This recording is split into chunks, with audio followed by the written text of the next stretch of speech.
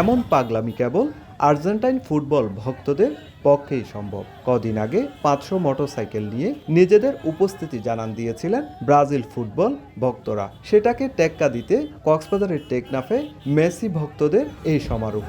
শোভাযাত্রাটি টেকনাফ স্থলবন্দর এলাকা থেকে শুরু হয়ে দৃষ্টিনন্দন মেরিন ড্রাইভে প্রদক্ষিণ করে নির্ধারিত গন্তব্যে পৌঁছে। পুরো পথ জুড়ে ছিল সমর্থকদের স্লোগান, উচ্ছ্বাস আর বিশ্বকাপ জয়ের স্বপ্ন।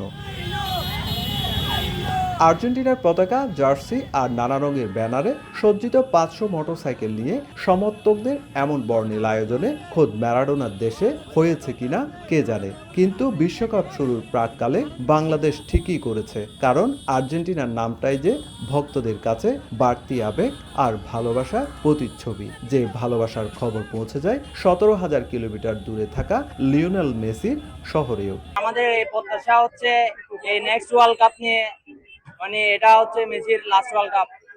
এটা আমাদের প্রত্যাশা কি আবারও আমরা চ্যাম্পিয়ন হব।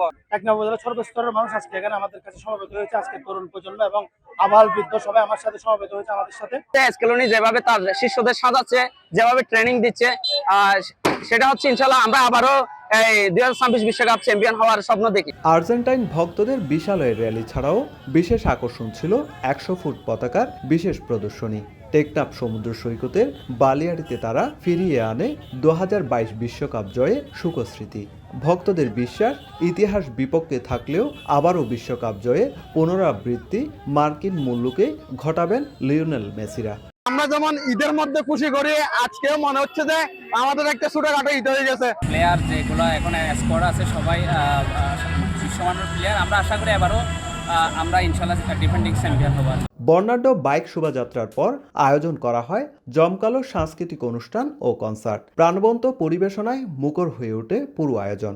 গান, উচ্ছ্বাস আর ফুটবল প্রেমে মেতে ওঠা দর্শনার্থীরা উপভোগ করেন এক আনন্দ ঘন ও স্মরণীয় বিকেল। সুজাউদ্দিন রুবেল, সময় সংবাদ, কক্সবাজার।